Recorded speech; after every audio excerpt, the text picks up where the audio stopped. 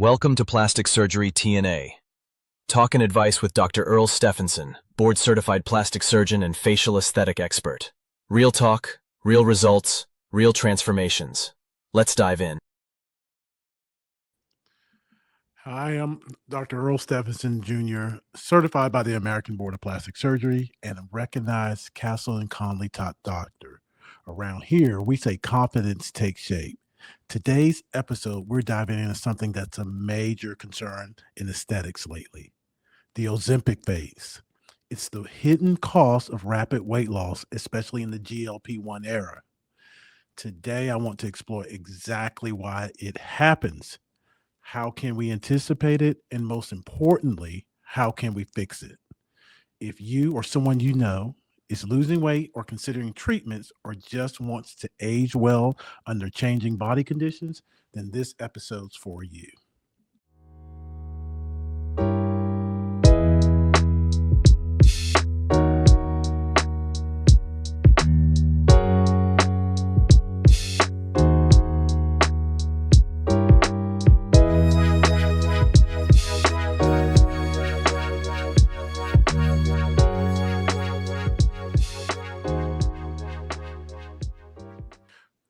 We're going to frame the problem and why it matters. First of all, weight loss is often heralded as very positive because it brings you better metabolic health, improved self image, and a decreased risk in cardiovascular events. But if fat melts away too quickly, your face shows the age first. I have a lot of clients that come to me and say, "Hey, I feel much younger, but my face looks a lot older. My cheeks are hollow, my jawline's dropping." This isn't really cosmetic vanity only. This is real change in the tissue. And when it's untreated, it can mature your face prematurely. And we don't want that. Let's talk about the medical and the physiologic background of fat. And what I mean by physiologic, of how fat functions, what it does, how it's beneficial, maybe even how it's detrimental. There are compartments of fat in the face. There are superficial compartments and there are deeper compartments. And these fat compartments are structural. And what I mean by that, they have a couple of purposes. They support the skin, they tether connective tissue. This is tissue from the skin to the muscle. And then they also fill, as you would think, hollows, natural hollows of the face. And lastly, they act as kind of a gliding surface for muscles. Muscles don't like a lot of friction and they need something smooth to glide against. Fat is one of those buffers. So, fat compartments or fat of the face, or any part of the body for that matter, is a very, very important. Rapid weight loss, whether it's from diet or GLP-1 drugs, leads to a decrease in facial volume. And the facial volume really decreases more rapidly in the superficial or closer to the skin, the compartments there versus the deeper ones. This results in less of a support for the underlying skin. The collagen in skin don't always snap back, especially with rapid weight loss, like we're talking about, whether it's through diet and exercise or GLP-1 specifically. And this may lead to drooping or lack of volume in the face. There are also physiologic or functional issues that we need to concern ourselves with. Just as an example, and I don't want to get too deep into the woods, GLP-1 medications can change the dynamics of fat. Fat and fibroblasts, which are cells that create collagen, have a natural interaction. GLP-1 medications may inhibit that interaction, which leads to decreased skin health, for lack of a better term, because the fibroblasts don't function as they naturally would. This results for everyday people in sagging, hollows, jawling, and more pronounced folds. So there's not only a structural component to this weight loss, there's actually a biologic or physiologic reason why we can have this loss of volume after rapid weight loss, especially with GLP-1 medications. Okay, what's the science behind this? Again, I don't want to get into the weeds. It's a lot of data that's very suggestive. Just a couple of things that I want to know. And a review of the Journals of Plastic Surgery and Aesthetic Journals, the term Ozempic Face was used and described as volume loss and advanced facial aging in patients on semaglutide, or as we say here in the South, semaglutide.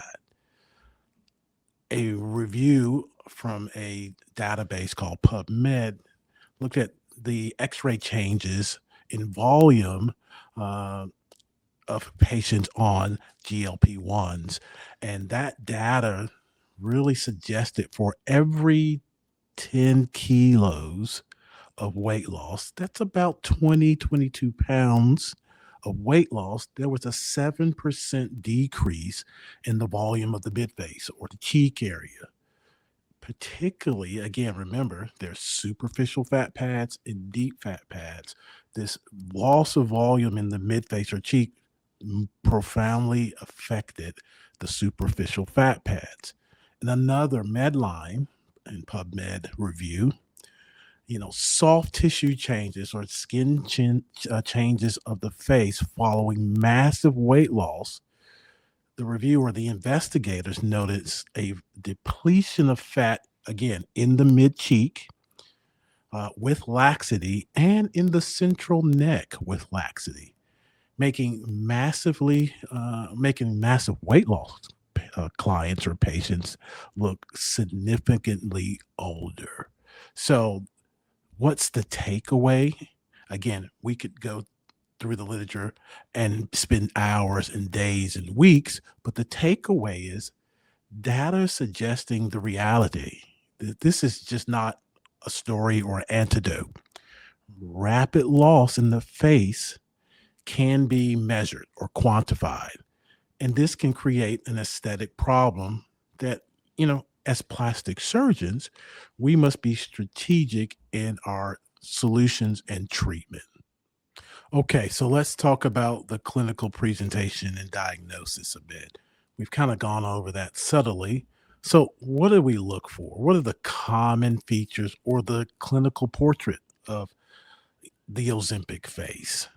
The first one, as I mentioned ad nauseum, is mid face deflation or flattening of the cheeks or the malar area, loss of volume in the cheeks that you look sullen. So, that's the first common sign or symptom. Number two, you have deepening of these little folds, and they are affectionately called the parentheses lines or medically the nasolabial folds. You can also have hollowing of the tear troughs where you see this really distinct kind of line of demarcation between the eyelid and the cheek. Now, I'm probably exhibiting all of these, and I'm, not on GLP-1s. I'm fat as a pig, but that's just me. Again, you have this hollowing of these tear troughs, and you have this distinction. You have increase in the nasolabial folds. You can even have loss of volume in your temples where you look a little bit skeletonized. So you can have hollowing or loss of volume there.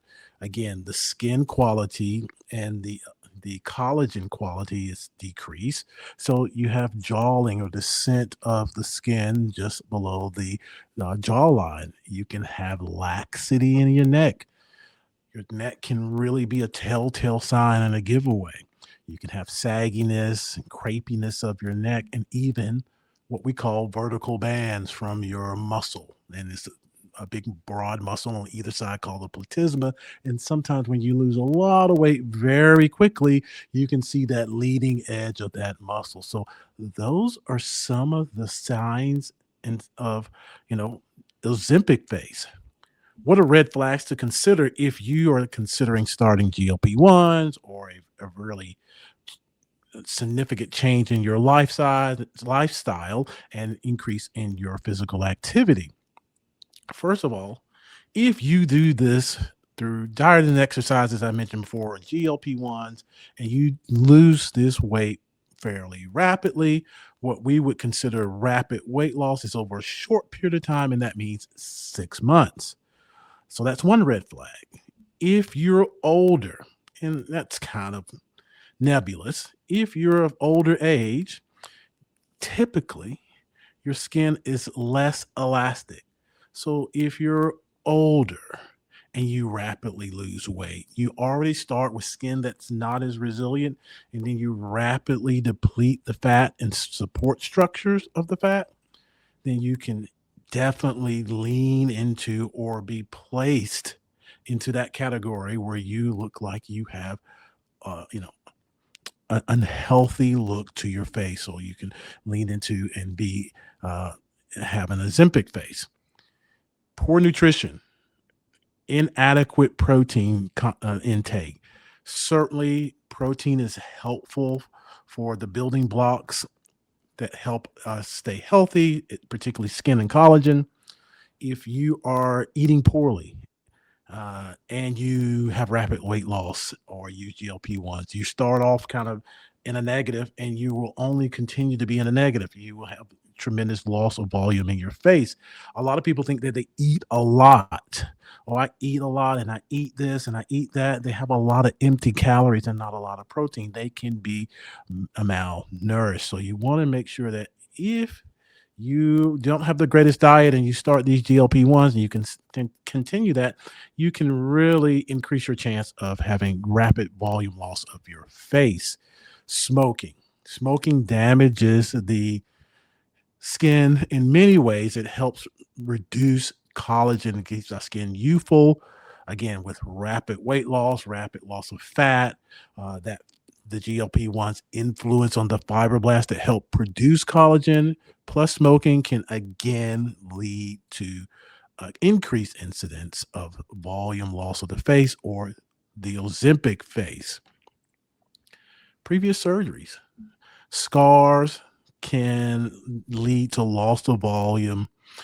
Scars can, basically devolumize the face from a standpoint. And then when you rapidly lose weight with GLP-1s or weight loss, then that little bit of fat that you had is then burned up and utilized. And so you really look more skeletonized. So again, additional facial surgeries or previous facial surgeries can have an influence.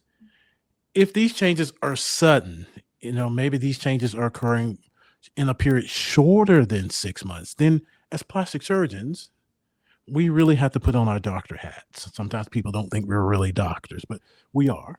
We have to put on our doctor hats. This isn't, rapid weight loss from intention. This isn't rapid weight loss just because the client, the patient just so happens to be on a GLP-1. You have to think of other things. You've got a lot of wasting in your mid face or your cheek. You have to think about HIV disease. If the client has risk factors for that, then that has to be a consideration if this is happening in a period, again, based on our rule, less than 6 months. If they look really kind of poorly, if they present poorly, they look what we call cachectic, which means like really kind of sickly and thin, and they've lost a lot of weight rapidly, you've got to think malignancy. You got to think cancer. Is this a colon cancer? Is this a oral cancer? You've got to go down that road. If these clients have risk factors that increase their chances of having these malignancies, you've got to think about that and kind of put the GLP-1 to the side or their intention of losing weight to the side and say this weight loss is way too rapid for what they are doing in their normal lives. You also have to think kind of global diseases and really autoimmune diseases, diseases such as lupus erythematosus or lupus and there are types of lupus, but this is lupus erythematosus profundus. And that particular variation of lupus, you can have facial wasting. You can have Sjogren's disease, which is an autoimmune disease that really attacks the moisture producing glands, particularly of the eye and mouth, and then also rheumatoid arthritis. So just because somebody has rapid weight loss and they just so happen to be taking GLP-1s, and that weight loss is super rapid, less than 6 months, significant weight loss, then you've got to step out of the cosmetic surgery box as a physician and as a plastic surgeon and step into the traditional medical box. Surgeon, what's the problem? We may have a real issue here that can affect the person's longevity. Okay, we talked about the clinical presentation. That's our diagnosis when we physically examine you. Are there any blood tests or x-rays? There are really no blood tests, obviously. You can use x-rays. I don't think if I polled a lot of plastic surgeons, they would go to any type of, sophisticated x-rays or imaging. But just for the sake of completion, there are things that can be done. You can have, a 3D volume metric comparison of your face. You can compare kind of before you started, if you want to go that route, and after you finish your GLP-1s, you certainly can do that. You can do that with, I guess MRI is a good way to do that. It can assess the fat compartments. Again, not a lot of plastic surgeons are going to go to that measure to assess the fat compartments. You can use ultrasound, which is a little less invasive, a little more cost effective. But again, at the end of the day, I don't think in my practice it's certainly not helpful. And I think if I queried some of my colleagues, I don't think at the end of the day it's helpful. It only increases the length of the process to get to treatment if the client is interested, and certainly increases cost. And it really doesn't really change what we probably will do. Again, it just boils down to clinical examination. You kind of pinch the skin, see if it recoils quickly or it kind of stands in a little cone if you pinch it, or you test the laxity, see if it's very loose, and see if it again bounces back quickly.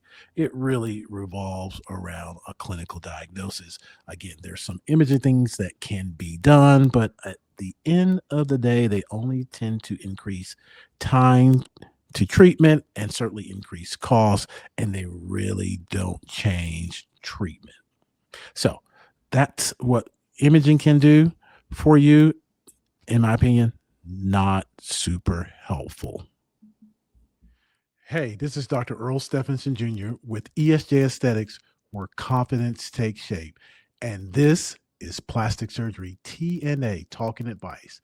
If you're loving what you're learning, hit that subscribe button and join our community for more truth, transformation, and real talk in plastic surgery. Okay, we've talked about a lot of things. So, if you're going to go on this weight loss journey, how can you prevent this rapid loss of fat, or how can you optimize the situation? So, let's talk about a couple of strategies. So, what we want to do is to prevent severe damage. And again, there are a couple of things that we can do to help you along this weight loss journey so that you don't have a lot of loss of volume in your face and end up with an Ozempic face. So, obviously, the first thing that can be done is a slower, more gradual weight loss.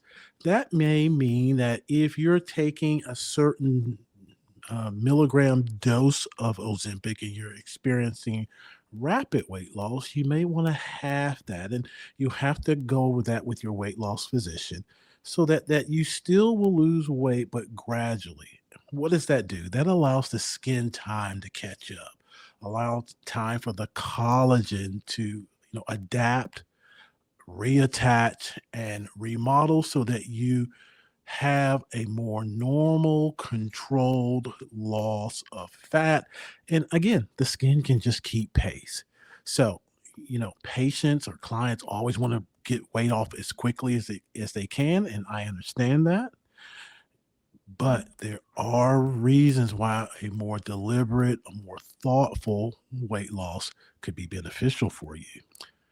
The next thing is you want to, in that in that program where you have GLP weight loss medications, you obviously want to work out. You want to kind of train and build up structural strength with resistance work. This helps build muscle, and muscle helps support the facial structures, body structures, uh, and helps, kind of feel a little bit of volume, even though you may lose some fat. So, again, having a kind of structured resistance or strength training would be beneficial. Third thing, you need to have a high protein diet and support your nutrition during this journey. Protein is essential. You need to have protein because it's a building block for collagen, elastin, which is a little fibers or like rubber bands that stretch back and forth, and they help with repair. You gotta make sure that you have the right amount of protein. You just can't take any amount. And again, in collaboration with your weight loss physician, you gotta figure out the right amount of protein to keep you healthy, keep your ability to repair uh, muscle, skin, collagen. So protein and nutritional support is paramount. Fourth thing, you've got to have good hydration of your skin and good skincare support. You know, the collagen or the dermis where the collagen lives is if it's hydrated, it's more pliable. It moves freely, it moves easily. And that gives you more skin support. So you want to make sure you stay hydrated during this process that help treat and support the skin. You know, it just matters so much. These are simple things. Just stay hydrated. Last thing you can do kind of some low level aesthetic kind of add-ons. You can do some microneedling. You can do some radio frequency to stimulate collagen, to tighten early or slight looseness or laxity. But you got to time that right, and you can't be too aggressive. And you can't be too aggressive as far as the treatment that you injure the skin. So it can compromise healing if you're too aggressive and you're on this weight loss journey. But again, working with your weight loss physician and then working with your plastic surgeon to get the adequate timing, the right treatment as far as that's concerned would be beneficial. So those are some things that you definitely can do to kind of help stem the tide so that you can have weight loss that you want, but not look aged in the face, which would be a dead giveaway. As I mentioned, these strategies, you heard me talk about different physicians. This journey really should be multidisciplinary. Um, it requires coordination with a weight loss specialist and your surgeon. So these two people need to talk. They need to be in communication so that you can have the best outcome possible. That is super important. It's hard to work in a vacuum. It just makes things a little clunky. You run the risk of having some issues that you might not have had if you had two sets of eyes, two brains working in conjunction on your behalf. So working with your physician team is important in this journey.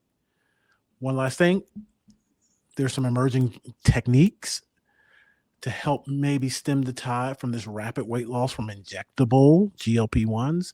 There's a small study that shows topical GLPs can be beneficial in regard to minimizing rapid facial fat loss and skeletonization or Ozempic face.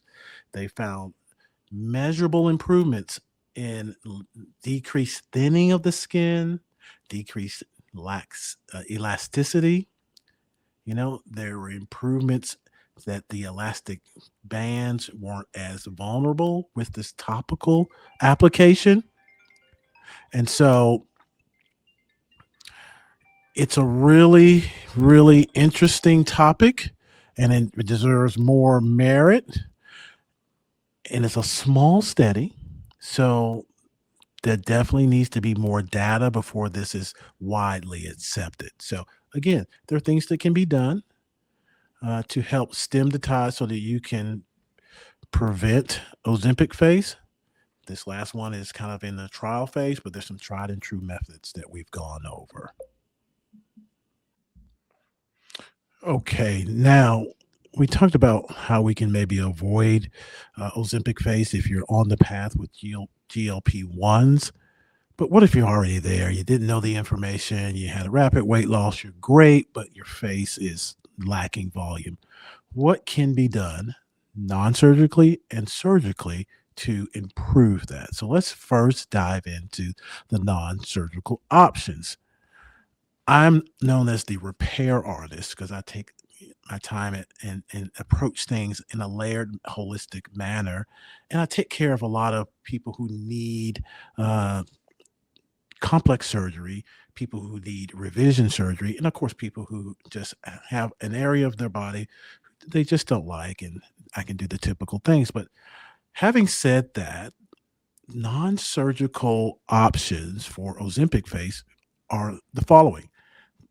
The one that comes readily to mind, probably to most people, would be the use of fillers, sometimes known as dermal fillers, sometimes just globally called Juvederm, but they're different brands of filler. They all are made essentially of the same types of substances for volumizing fillers. Now, listen to what I'm saying volume fillers, they just take up space. They are usually hyaluronic acid. So they just basically fill hollows by occupying space physically and then absorbing water from the body to kind of expand. So, fillers such as Juvederm, which is a brand of hyaluronic acid, Galderma, which is a company that makes hyaluronic acid under the name Restylane. Those are your two major players, and there's some other players, and I won't go into the weeds with that. But these are volumizing fillers that can be used in the cheek, the temple, the tear troughs to improve hollows. And it's pretty straightforward. You come in, evaluation, you got to be in good health, hopefully stable weight. Uh, and this is a procedure that can be done in the office. Usually takes, depending on the amount of volume needed, how vast the treatment plan is, it can be done typically in a session. Sometimes these need to be broken up into multiple sessions to get the final result. But basically, in my practice, I like to numb people up because I was a dentist and I like to keep them comfortable. So I go ahead and give dental anesthesia, dental blocks, and so that they are completely comfortable. They just chill and listen to music. We will volumize the cheek and the tear trough. We may volumize the nasolabial folds and the marionette lines. We may volumize the temples. Again, using products such as Juvederm or Restylane. So they're volume fillers. The other type of filler is called a biostimulatory filler. These are under the trade names such as Radiesse or Sculptra. What these do, they also occupy space. So they also are volumizers, but they are biostimulants, meaning they stimulate the production of collagen over time to help maintain the volume. So again, you have volumizing fillers and biostimulating fillers. So those are two non-surgical options. Obviously, you can have fat as an option. It's kind of a little bit of a oxymoron.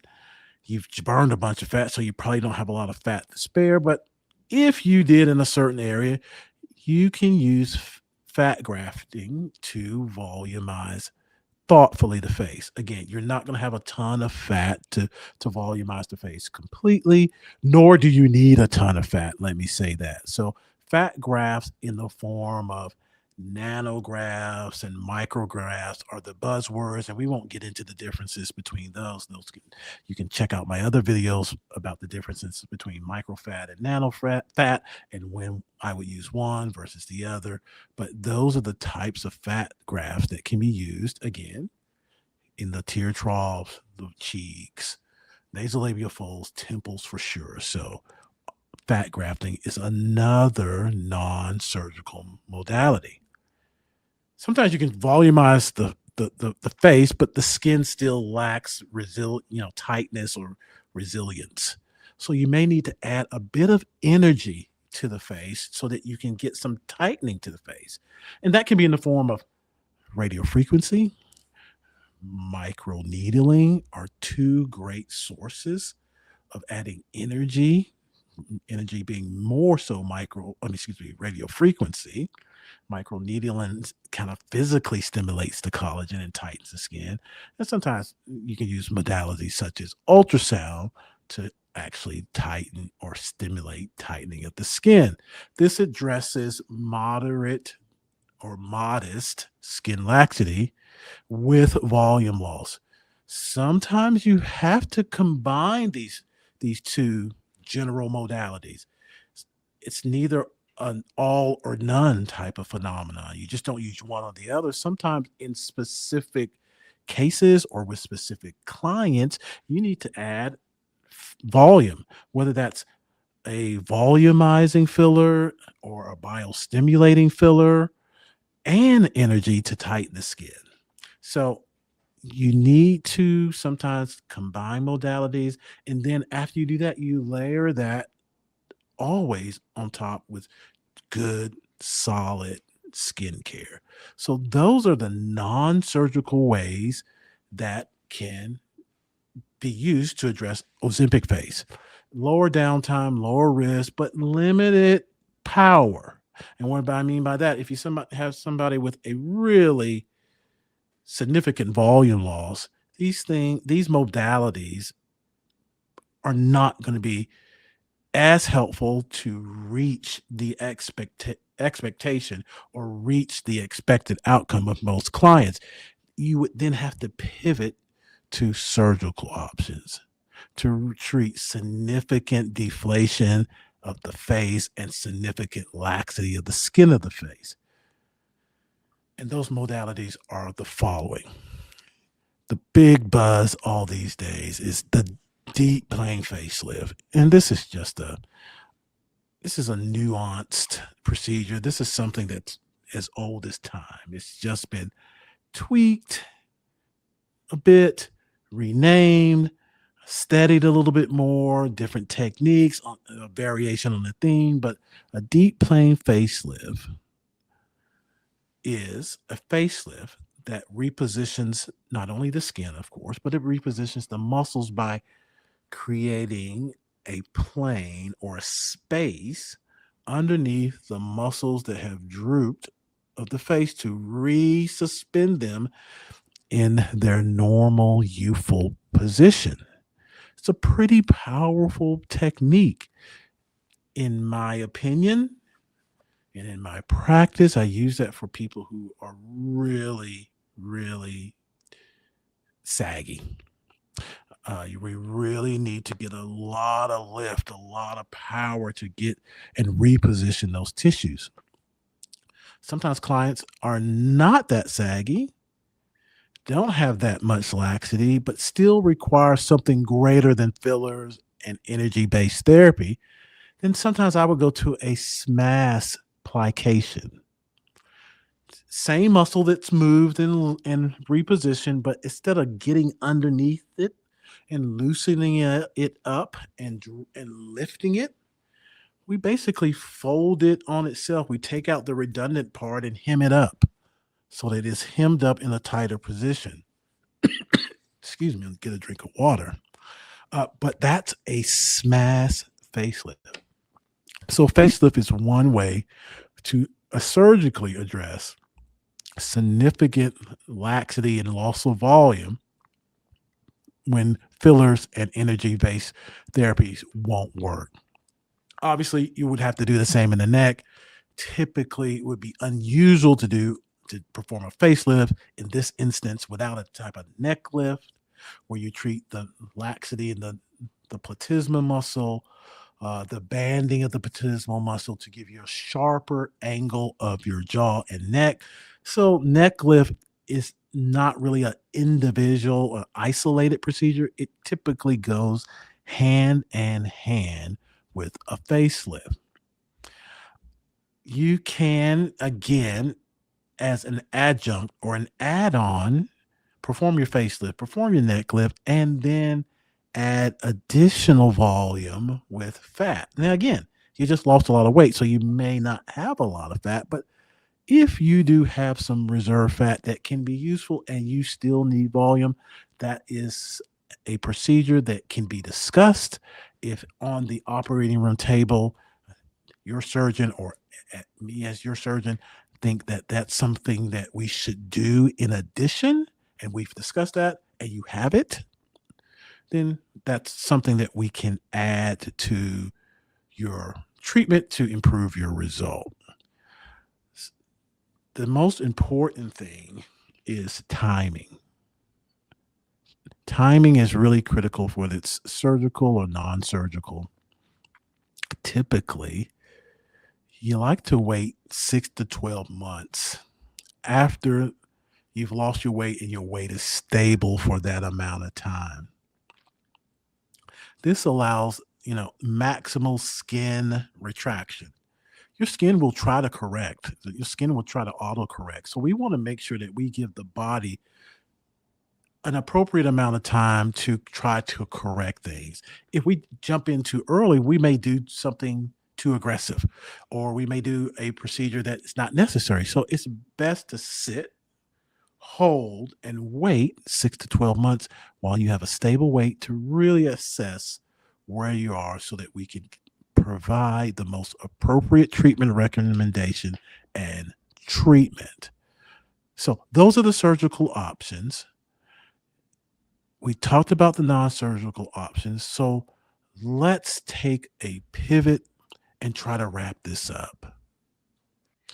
Okay, we've talked about a lot of things today about Ozempic Face, which is fat loss of the face that far outpaces what the skin can keep up with.